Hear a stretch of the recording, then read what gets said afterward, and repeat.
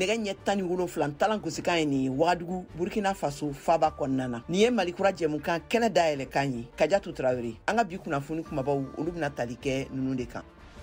Представленный текст абсолютно не учитывает озабоченности малийской стороны и позицию России. Kunungo Risi jamana ye Iban dunia kiriya tomba ka lakana ko bolofara Conseil de sécurité ka danatigɛli taabolo dɔw kan ka ɲɛsin Mali jamana ma. Mali sɔrɔ n'a jigiɲɛ kotigi ye a jira k'a fɔ ko jamana bɛ miliyari 600 ɲɔgɔnna de perdi sanubɔw kan.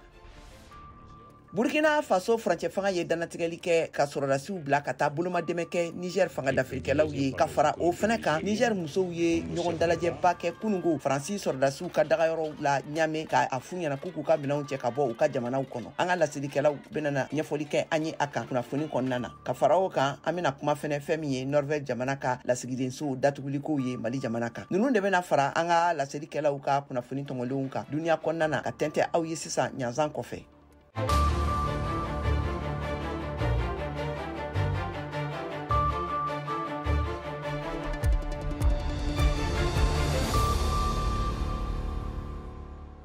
Kasigi kokura tuguni ka foli ani tanuni lase alamɛbagaw bɛɛ lajɛlen ma ka fɔ aw y'a k'aw bisimila Malikura jɛmukan kɛnɛ kan ka bɔ studio 6nan kɔnɔna na VOA soba la Washington DC. Bi alamisadonya in na utukalo tile 31 na. Aw tulo bɛ Kadiatu Tarawele de kumakan na. An b'a daminɛ ni Niger jamana ye sabila an ye kunnafoni sɔrɔ sisan k'a fɔ ko Niger fangatigiw n'o ye fanga dafirikɛla ninnu ye u ye laseli kɛ k'a fɔ k'u ye polisiw bila ka taa Faransi ka lasigiden min n'a bɛ u ka jamana faaba kɔnɔna na jagoya labɔ. Awa an bɛ waati min na sisan yirala k'a fɔ ko lakanakɛlaw kɛlen bɛ ka Faransi ka lasigiden so lakori an k'an ka laselikɛla Mamudu Kaba Jakite ka bɔ Ɲame Niger faaba kɔnɔna na lamɛn a kan.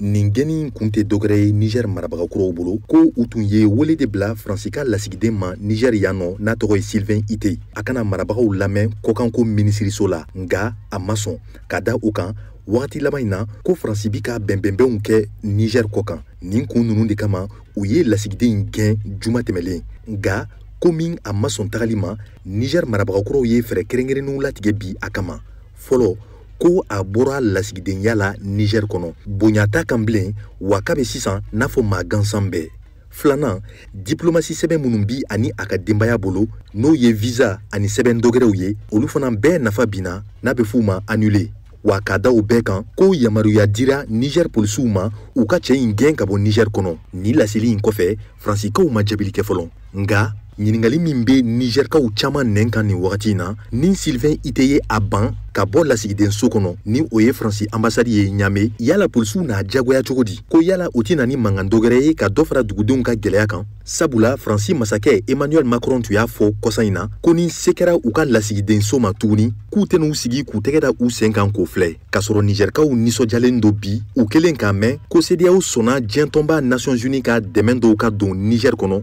wagati nataw la walasa ka dɛmɛ lase jamana kɔnɔden dɔw ma. Mahamudu Kaba Jakite pour VOA Bambara, Niamey, Niger. Sisan an ka Mohamed Touré ka laseliw lamɛn Gabon fanga dafiri kunnafoni labanw kan.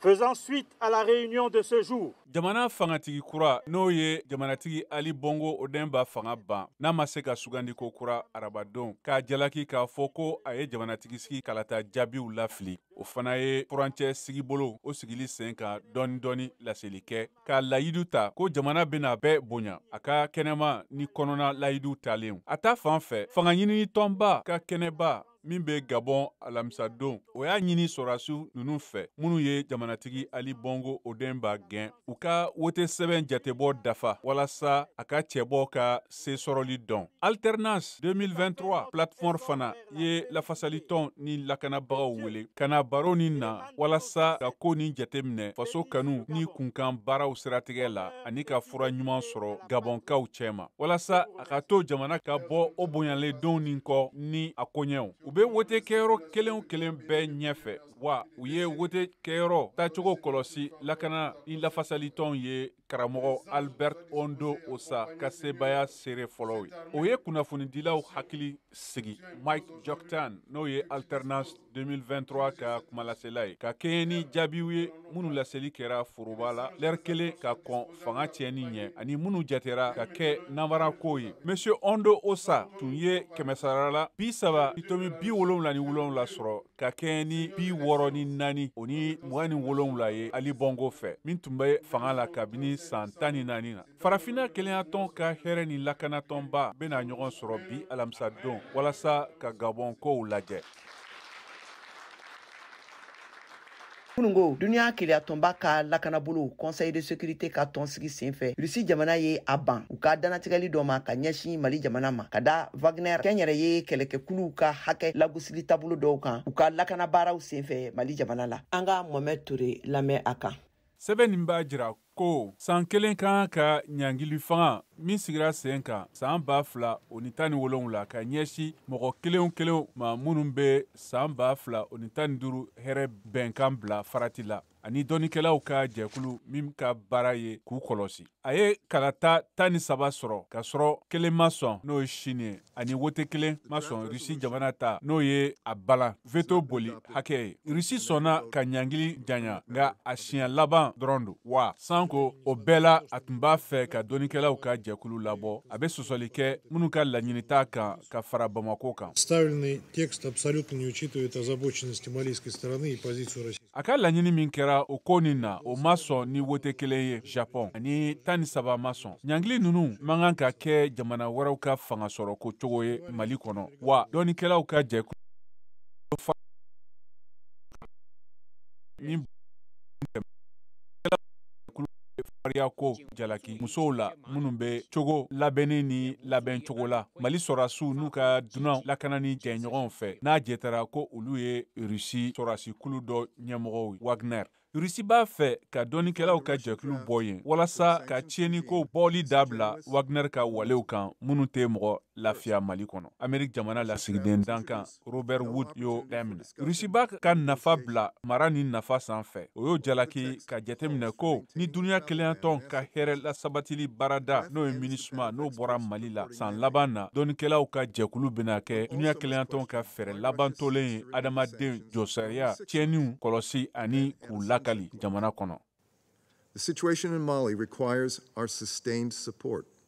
Ka tɛmɛ ne ni hakilina kelen ye n'o ye fanga dafirikow ye Gabon jamana kan an ye malidenw minnu sigilen bɛ yen nɔ dɔw ka seereyaw ta a sababuyaw la. An ka yɔrɔ bɛ Libreville ma an bɛ yɔrɔ min na an ka wulikajɔ la k'an ka maliyɛnw kunnafoniw dɔn fosi ma maliyɛn foyi sɔrɔ jamana in kɔnɔ an bɛɛ lakanalen bɛ an'an bolo fɛnw ka sababu kɛ finitigilakaw ye. Finitigilakaw ye wulikajɔ kɛ ka lakana sabati hɛrɛ ani baden o bɛ bɛɛ la Gabon yan nɔ fosi ma mɔgɔ si sɔrɔ. An kɔni an bɛ sow kɔnɔ baaraw ma daminɛ fɔlɔ nka basigi bɛ jamana kɔnɔ. Basigi bɛ yan ka d'a kan sɔrɔsiw u ye hakilisigi kumaw fɔ mɔgɔw ye wa u b'a baara la fana o kɔni u bɛ ka munumunu ka bɛɛ lakana. Anw yɛrɛ bɔra sisan de ka munumunu k'a lajɛ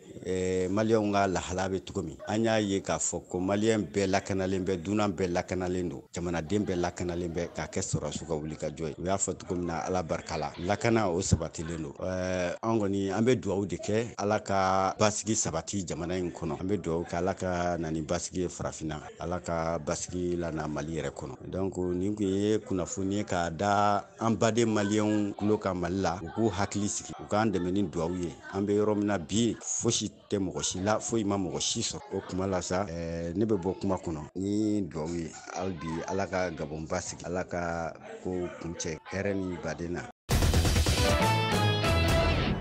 Burkina Faso furancɛ fanga ye latigɛliw kɛ k'a fɔ k'u bɛna sɔrɔdasiw bila ka taa Niger ka taa u boloma dɛmɛ. Sɔrɔdasi jalatigiw ye fanga daraki ni ye a kalo kelen ye ne CEDEAO wililen bɛ ka i jɔ k'u bɛna taa fanga bɔsi u la ka lasegin kɛ bɛjɛ fanga minɛnw kɔnɔna na. Kader Traoré VOA Bambara ka laselikɛla ka bɔ Wagadugu bɛ a ɲɛfɔ. Kunu arabalon Burkina Faso ka gouvernement latigɛ dɔ ta olu ka lɔgɔkun bɛɛ sigi ka fɔra min ye conseil des ministres ye ko olu bɛna sorodasi kulu dɔ bila ka taa Niger jamana kɔnɔ yaasa ka se ka taa fangakura ɲɛmaw senkɔrɔma dɔndɔn kama sɔrɔ farafina tilebinfantɔnba CEDEAO ale fɛnɛ ko a bɛna sorodasi kulu dɔ bila ka taa nin jamana nin kɔnɔ ka taa flancɛ fanga ɲɛmaw gɛn ka bɔ yen ani ka jamanatigi kɔrɔ Mohamed Bazoum n'ale ka fanga dafirira ka ale sigi a nɔ na. Kasum Kulibali ministre min bɛ lankana ko kunna a ye ɲɛfɔli kɛ. Projet de loi relatif à l'envoi d'un contingent latigɛ min ta ko an bɛna finitigi jɛnkulu dɔ bila ka taa Niger jamana kɔnɔ o ye kɔjaabi ye Burkina Faso ale ni Mali tun ye bɛnkan sɛbɛn min ta juillet kalo tile 31 ka ɲɛsin Niger ka fanga kura taabolo kan.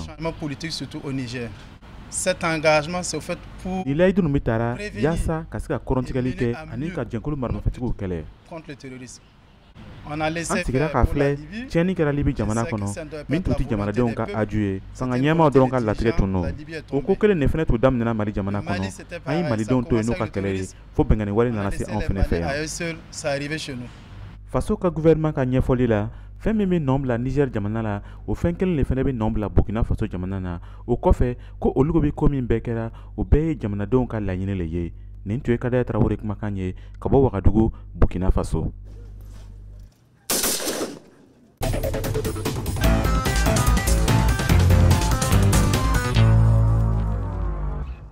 Sisan an ka duniya lamini kunnafoniw lamɛn bi alamisa la Floride mara ye a daminɛ ka jatebɔ kɛ ouragan Idalia sanji fiɲɛmaba min binna u kan kɔlɔlɔw kan u y'a yira k'a fɔ ko a sanji ye i kunda l'Amérique kɔrɔyan fanfɛla bolo sigidaw kan minnu tɛngunen bɛ Atlantique kɔgɔjidaw kan ka yɛlɛma ka kɛ sanji kasaramaba ye min ye jiw yɛlɛn ka se fo jatebaw ma kurantigiw ka bɔlɔlɔ kunnafoni siraw olu ye laseli kɛ k'a fɔ ko a sababu la bi alamisa in sɔgɔmada la kuran kun tigɛlen do 210 ɲɔgɔnna jate de la Floride, Georgia ani Caroline du Sud sigidaw la. Bi alamisa la ka da nagakɔrɔ seeriyaw dɔw ka laseli sɛbɛn kɔnɔna kumaw kan min ne AFP kunnafoni dilaw tɛgɛ dara a kan. A gafe ye laseli kɛ k'a fɔ ko polisi 48 ɲɔgɔnna de nin tora sɔrɔdasiw ka duniya keleya tɔnba ka cakɛda min bɛ République démocratique du Congo u ka lakanani baaraw senfɛ arabadon na min nana kɛ jate kura bɔlenw ye ka fara kunungo jate dilenw kan.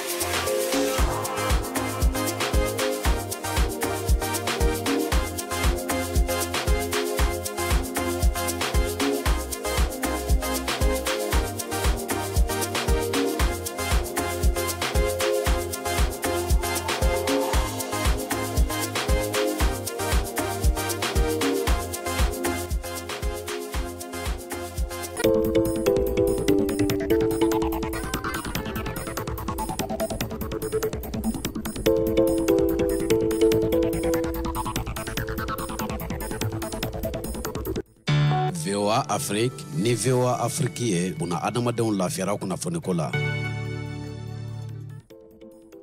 Y'an seginne kana an ka studio wɔɔrɔnan kɔnɔna na VOA soba la Washington DC an donnen filɛ an ka kunnafoni tako filanan kɔnɔna na minnu bɛ fɛ ka don an ka jɛmukan na k'a lamɛn nin waati na a bɛ se k'an sɔrɔ fiɲɛ turukala 102 ka Bamakɔ a n'a lamini na Wagadugukaw fɛ Burkina Faso faba kɔnɔ an bɛ sɔrɔ fiɲɛ turukala 102 ni tomi 4 kan Abidjankaw fɛ Côte d'Ivoire a b'an sɔrɔ fiɲɛ turukala 99 kan Gawokaw fɛ yen nɔ a b'an sɔrɔ fiɲɛ turukala 106 tomi 1 kan Tumutu fiɲɛ turukala 90 tomi 3 kan Koro Bayangara mara la an bɛ sɔrɔ fiɲɛ turukala 93 tomi 2 kan ne minnu fana bɛ fɛ ka sɔgɔ an na nin waati na an ka sanfɛ bɔlɔlɔ siraw fɛ a b'an sɔrɔ an ka bɔlɔlɔ siraba kan n'o ye www.voabambara.com walima an bɛ sɔrɔ nin waati na directement na an ka pagew kan Facebook, Instagram ani YouTube kan ka tɛmɛ ne kunnafoniw ye Norvège jamana ale ye a ka lasigidenso datuguliw laseliw kɛ Mali jamana kɔnɔna na kunungo alamisa la ka sababu kɛ lakanabaliya sinsili ye Mali kɔnɔ an ka Cheick Thioro lamɛn a kan waliya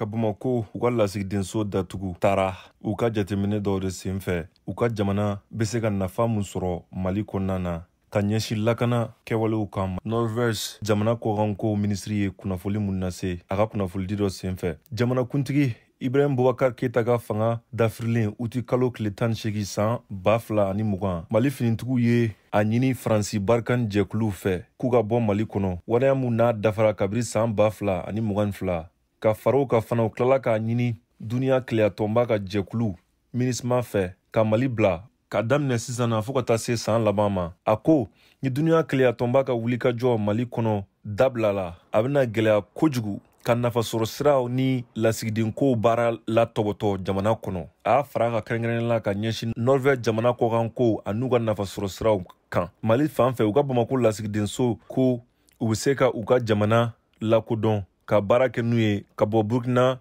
Mauritanie, Niger walima Chad ko Bamako bɛ se ka a ɲɛsin olu ka lasigidenso olu ma ni ko bɛ yen nɔ. Wulikajɔ dɔ kɔni ni jateminɛw kɛlen don kɛrɛnkɛrɛnnenya la walasa ka se ka jaabi sɔrɔ ani ka yɛlɛma don Norvège ni Mali taabolo la lasigidenso ko la. Nin datuguli in tɛna Norvège ka dɛmɛ bali ka ɲɛsin Mali ma mun bɛ taa miliyari 1 ni tɔrɔmɔɲɔn 2 ɲɔgɔnna la n'a bɛ bɛn euro wari miliyɔn 100 ɲɔgɔnna ma san kelen kɔnɔ ka ɲɛsin Sahel jamana kɔnɔna ma. Oslo ye mun farafasiya.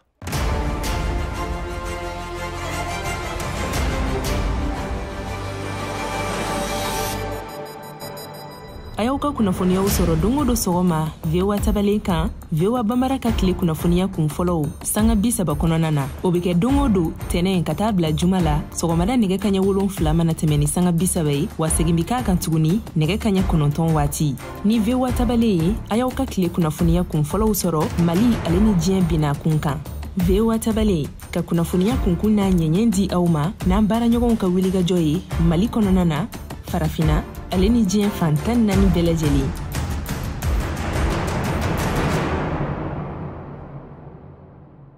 Mali sɔrɔ a n'a nafoloko kotigi ye laseli kɛ k'a fɔ ko jamana bɛ miliyari 300 ka se fo miliyari 600 ɲɔgɔnna ma de perdi sanubɔ baara taabolow siraw kan. Sɔrɔ ni taabolo wɛrɛw jateminɛ kɛnyɛrɛ ye cakɛda Sene Investi tun da sera a ma u ka gafe dɔ kɔnɔna na ka tɛmɛ. An ka laselikɛla Mohamed Danjugu ale sera Fuseni Mariko ma n'a ale ye u cakɛda baarakɛla dɔ ye ka ɲininkali tɛŋunen kɛ a la. An k'u ka masala lamɛn. An y'a ye k'a fɔ sanuko a kɔni ɲininiw a kan a ye baara caman kɛ a kan ka tɛmɛ yala aw ka baaraw bolila mun kan? An ka baaraw bolila k'a ɲini k'a dɔn yɛrɛ sanu mun bɛ bɔ Mali la donc a bɛ bɔ condition minnu na ani ni sanu bɛ bɔ donc chaîne de valeur kɔnɔna la donc maliyɛnw jɔyɔrɔ ye mun ye o la donc ani sanu bɛ se ka nafa min se maliyɛnw ma donc ani modèle économique min bɛ Mali sanuko kan donc olu bɛ se ka dilan cogo de ka ɲa pour que Mali bɛ se ka hɛrɛ sɔrɔ donc an ka baaraw bolila olu de kan. An y'a ye k'a fɔ minisiri min ɲɛsinnen don musakako ma n'o ye ministre de l'économie et des finances ye Alfuseni Sanu laban in na ale ka boli de la a yira k'a fɔ ko jamana ɲɛmaa n'o ye Asimi Goyita ye ale kɛlen don ka maa minnu bila u ka baara kɛ ka ɲinini kɛ sanuko in k'a ɲɛdɔn olu ye sɛbɛn min d'a ma a y'a yira k'a fɔ o gafe kɔnɔ Mali bɛ fɔ wari min na o bɛ taa fo miliyari 300 fo 600 la yala a bɛ se ka mun fɔ ka ɲɛsin o ma? Ouais, bon, an bɛ se ka fɛn fɔ ka ɲɛsin o ma peut-être komi laɲini de tun kɛra ko k'a ɲini k'a dɔn Mali sanu n'a bɛ bɔ donc majɛ minnu bɛ a kɔnɔna la est-ce que Mali kan ka mun sɔrɔ a b'o sɔrɔ donc jamana ɲɛmɔgɔw yɛrɛ tun ye mɔgɔw bila k'o sɛgɛsɛgɛliw kɛ bon maintenant mais problème ye mun ye bi an minnu bɛ ɲinini kɛ sanuko kan an mɔgɔ si ma o rapport ye fɔlɔ donc an bɛ to ka traces de ye presse kɔnɔna la donc mais mɔgɔ tɛ se ka fɛn fɔ o kan mais maintenant miliyari 300 fo ka taa se miliyari 600 ma peut-être i b'a sɔrɔ a ye yɔrɔ dɔ de ta fɔ mais ni peut-être ni mɔgɔw ye rapport bɛɛ ye a bɛ sɔn ka caya n'o ye parce que problème yɛrɛ ye mun ye an ka jamana Mali ani jamana caman bɛ yen minnu bɛ dugu jukɔrɔ fɛn bɛ bɔ minnu fɛ yen a chaîne de valeur a maîtrise foyi de t'a an bolo donc an ka jamanaw ma baara kɛ a kan pour que mɔgɔw minnu bɛ se ka jamana kɔnɔdenw bɛ se ka kalan o chaîne de valeur la pour que ka se ka jamana intérêt défend. Donc aw yɛrɛ ka laɲini na bi pour que nin ko bɛɛ siga ka ta ka bɔ a bɛɛ la o de ye gafe in a ka dayɛlɛ bɛɛ lajɛlen ka se ka ye pour que a ka hakilinataw fitiri. Oui laɲini yɛrɛ ye mun ye bi parce que adamadenya ni bɛɛ bɛ dɔndɔni dɔn ni mɔgɔw ka dɔndɔni farala ɲɔgɔn kan o bɛ kɛ fɛnba ye bi ni gafe nin bɔra donc a kɛra cogo cogo baara ɲuman de kɛra mais a baara ɲuman bɛ se ka dafa cogoya min na donc jamana wɛrɛ kɔnɔ den minnu bɛ yen hali mɔgɔ minnu bɛ Mali kɔ kan minnu bɛ fɛ farafinna ka basigi minnu bɛ fɛ Mali ba ka sigi donc olu bɛ se ka dɛmɛ mun kɛ ka fara gafe nin kɔnɔna ko kan pour que ka Mali ni farafinna bɔ kɔlɔlɔ kɔnɔna la donc olu fana bɛ se ka u ta fɔ ka fara gafe nin kan pour que a bɛ se ka kɛ fɛn ye mun ye document complet ye quoi.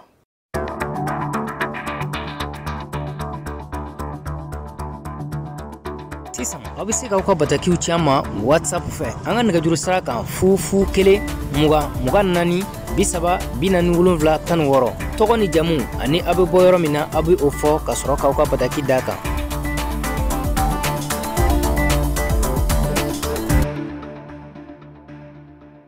Kunungo Niger jamana kan musow ba yirika caman de bɔra ka taa ɲɔgɔn dalajɛ kɛ Niger escadrille dala Faransi sɔrɔdasiw dagalen bɛ yɔrɔ minnu na ne u ka minancɛw laɲini ye ka bɔ u ka jamana kɔnɔna na an ka Mamoud Kaba Jakite VOA Bambara ka lasirikɛla ka bɔ Ɲami Niger faba kɔnɔna na lamɛn.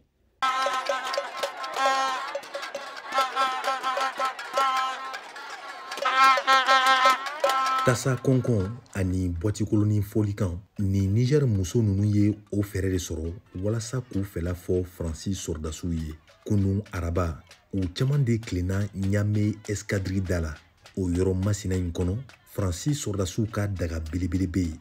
muso nunu ko u bi fɛ o daga in de ka bɔ yennɔ n'a fɔ u bɔra Mali ani Burkina Faso cogo min na sɔrɔdasi musow lujuratɔw diinɛtɔnw seko ani dɔnko tɔndenw musow bɔra fan bɛɛ de fɛ ni ka kɛnɛ in lasɔrɔ Hawa Dambu ko olu tɛna bɔ escadrille dala bilen fo Faransi sɔrɔdasiw ka taga an nana de ka wajibiya tubabuw ka taga ka bɔ an ka jamana kɔnɔ nin jamana ye anw de ka dugu ye u fakɔrɔbaw ta tɛ an b'a ɲini u fɛ u ka taa ka bɔ an ka jamana kɔnɔ an tɛ u fɛ bi an tɛ u fɛ sini an tɛ u ka ko yɛrɛ de la an ka sɔrɔdasiw b'an bolo minnu bɛ se ka an lakana an mako fosi de tɛ u la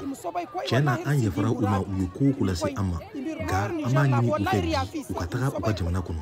an yafara kabini san joli joli an bɛ gɛlɛya kɔnɔ u tɛ ka se ka lakanabaliya kɛlɛ an yafara u ma ten u ka taga an yɛrɛ na an débrouiller an yɛrɛ ye Halimatu Nuhu ye silama diinɛ tɔnden ye a ko ale bɔra fo Tilaberi mara la ka na nin wulikajɔ in kama k'ale ye gɛlɛya caman sɔrɔ ka tɛmɛ Faransi sɔrɔdasiw sababu la an k'a lamɛn. An ka bi wulikajɔ in kun tɛ dɔwɛrɛ ye sitanama ninnu u ka taa ka bɔ an ka jamana kan u ye tɔɔrɔya caman lase an ma ten u ye an cɛw faga u ye an denw faga u ye an balimaw faga ne bɔra fo Tilaberi de kana lakanabaliya fɛn o fɛn bɛ Tilaberi bi a bɛɛ maa ninnu de nɔ ye an ka dugudenw bɛɛ bɔra u sigiyɔrɔw la o de ye an ka wulikajɔ kun ye bi Hajara ko Faransi yɛrɛ de man di olu ye bilen k'a bi fɛ u bɛɛ de ka taga mun de y'a to tubabuw ka gonnenya bi fo ka se a dan na sabula an b'u ka mara kɔnɔ kabini wagati jan ni juillet kalo tile 26 tɛmɛlen tun tɛ ne tun ma deli ka n ka yɛrɛmahɔrɔnya sɔrɔ fɔlɔ ne tile kelen tun ma se k'a dɔn ko n bɛ se ka ko kɛ n yɛrɛ ye ne y'a dɔn bi ko n ye Niger ka den de ye n bɛ n ka sariyaw dɔn fɛn o fɛn jan n bɛ se k'a kɛ n yɛrɛ ye bi fangɛrɛ fɛ M62 kulu cɛdenw fana t'i ka lajɛw kɔtigɛ wa kabini u ka ɲɛma Seyidu Abdulayi bɔra kaso la a b'i wulikajɔw la kuma bɛɛ kunun a y'a lase ko k'a daminɛ juma nata fo dimanche don ko Ɲame lajɛkɛlaw bɛɛ ka fara ɲɔgɔn kan escadrille kelen in da la tuguni tile 3 kɔnɔ fo Faransika ka sɔrɔdasiw ta ka bɔ Niger an y'a latigɛ ko escadrille kɛnɛba in an b'a tɔgɔ kɛ cɛsiri kɛnɛba an bɛ fɛ don o don Niger maa 1,000,000 ka bɔ ka taa kɛnɛba in sanfɛ k'a daminɛ nɛgɛ kaɲa 15 fo ka taga fajiri se kɛnɛ in kan fo ka taga Faransi sɔrɔdasiw taga M62 ka laɲini dɔwɛrɛ ye ko sɔrɔdasi minnu ye fanga ta ni o ye CNSP ye u k'a lajɛ ka dɔbɔ u saraw la n'a fɔ Burkina Faso ka ɲɛmaw y'a kɛ cogo min ka da o kan Abdoulaye Seydou ko an tɛna se ka yɛlɛma don kow la ten ni kɔrɔlenw ma sɛgɛsɛgɛ PNDS marabagaw bɛɛ kan ka sɛgɛsɛgɛ minnu ye soniw kɛ ka wariw minɛ u bɛɛ lajɛlen na n dalen b'a la ni o baara kɛra wariw caman na sɔrɔ wa min bɛna sɔrɔ an na se ka o ta k'o di faso ma wa an y'a laɲini fana ko dɔ kan ka bɔ jamana yɛrɛ ka musakaw la wa o baara in kan ka fɔlɔ marabagaw yɛrɛ la hakili lajiginna Burkina donatɛmɛ fanga jamana ɲɛma Ibrahim Traoré ye a ban a sara la. A ko a b'a ka capitaine Jala sara dɔrɔn de ta. O yɔrɔ in kan ka lajɛ ni ji ɲɛma jɔlen ye sabula an bɛ wagati min na sisan gɛlɛya bɛ an kan. Jamanadenw b'u yɛrɛ di cogo min an bɛ fɛ marabagaw fana k'u yɛrɛ di ten. Kunun sufɛ kɔrɔ CNSP ye hakili jigi kɛ tuguni jabaraniso la min kɔnɔ u y'a lase Faransi ma k'u ye lakana bɛnkan sɛbɛnw kɔn wa k'u b'a ɲini jamana in fɛ a k'a ka sɔrɔdasiw bɛɛ ta ka taga n'u ye. Tile fila in na tuguni CNSP bi ka fɔlɔ ka juru magaya dɔɔni. Niger bolifɛnw minisiri kɔrɔ Mohamed Bazoum ka wagati la ministre des transports ni ale tɔgɔ ye Alma Umaru labilara kalo kelen minɛli kɔfɛ sabula ko ale ma kojugu kɛ wa Mohamed Bazoum ka politiki tɔn PNDS ɲɛma Foumakoy Gado fana bɛ nin wagati na Niger dɔgɔtɔrɔsoba dɔ la hôpital de référence furakɛli bolo ma. Kunnafonidila dɔw ka fɔ la ko CNSP kan ka juru magaya kosɛbɛ walasa dɔ ka se ka bɔ gɛlɛya fana na minnu talen do ka ɲɛsin u ma nin wagati in na. Mahamoud Kabajakite pour VOA Bambara, Niamey, Niger.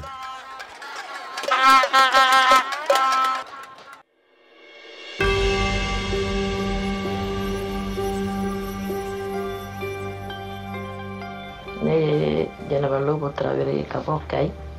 Radio Kanimi a bɛ dugu kunnafoni di,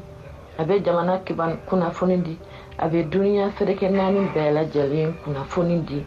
Ni président kumana u bɛ kuma radio la an b'a lamɛn, an bɛ ministres ka kumaw lamɛn, an bɛ kuma bɛɛ information bɛɛ sɔrɔ à travers la radio.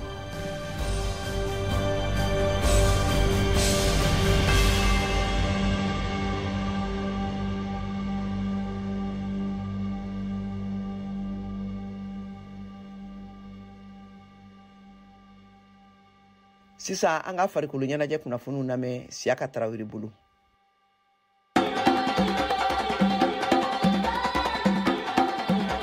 Senantolontan kunda farafina Coupe d'Afrique des Nations CAN Côte d'Ivoire bafel ngoni saba san wɛrɛ bafel ngoni nani a éliminatoire u ɲɛbila ɲɔgɔndanw tile wɔɔrɔnan a n'a laban ko kun kan hali n'a y'a sɔrɔ Mali bɛna nin yɔrɔ ta a la barisabu a qualifiera ka ban kabini tile duurunan ɲɔgɔndanw sen fɛ a tile wɔɔrɔnan ɲɔgɔndanw bɛna 10 ni sɛbɛ ye. O kɛnɛ kan Mali bɛna Sudan du Sud bisimila septembre kalo min bɛ daminɛ sini juma o tile seginna a ɲɔgɔndan bɛ 10 Bamakɔ stade Juventus Marsi la. Mali kɔni qualifiera ka ban jɔyɔrɔ fɔlɔ b'a bolo a ka kulu kɔnɔ yɛrɛ nka o tɛna bali a ka se ɲini k'a ka senkola yira Sudan du Sud ɲɛkɔrɔ. N'i b'a dɔn novembre kalo nata la Mali ni Tchad bɛ ɲɔgɔn sɔrɔ Bamakɔ k'a daminɛ tile 10 ka taa bila tile 13 la. Dɔgɔkun kelen o kɔfɛ Mali bɛ bisimila Centrafrique fɛ. O ɲɔgɔndan fila ninnu bɛ don Coupe du Monde 2026 éliminatoire ɲɛbila ɲɔgɔndanw tile fɔlɔ ni tile filanan hukumu kɔnɔ min ye CAN Côte d'Ivoire 2023 ye. 14 de qualifiera ka ban k'a sɔrɔ ɲɛbila ɲɔgɔndanw ma kun cɛ. Maroc, Algérie, Sénégal, Afrique du Sud, Burkina Faso, Tunisie, Égypte, Zambie, Guinée équatoriale, Nigeria, Cap-Vert, Guinée-Bissau, Mali ani Côte d'Ivoire jatigi VOA Bambara Tokola Bamako Siyaka Traoré kala selido.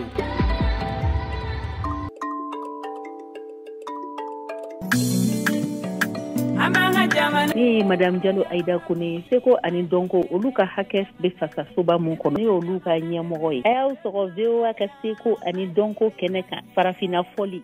ni kɛnɛ dumanba tilegan fɛ ka ta nɛgɛ kaɲɛ 13 ka taa se nɛgɛ kaɲɛ 14 ma ne nin ka artiste Mali seko ani Mali donko o bɛ fɛsɛfɛsɛ kɛnɛ mun kan a y'aw sɔgɔ VOA la ni kɛnɛ dumanba in kana fɔ maliyɛn den si kɔ a bɛ kɛ don jumɛn araba ka ta nɛgɛ ɲɛ 1 ka taa se nɛgɛ ɲɛ 2 ma tilegan fɛ mɔgɔ mun ma araba sɔrɔ i b'a kɛ de ye i bɛ sibiri makɔnɔ kari tɛnɛ o waati kelen ninnu na i b'i sɔgɔ VOA Afrique kan émission bɛ kɛ Facebook kan direct la VOA Bambara. Plus de guerre, plus de chômage, plus de souffrance.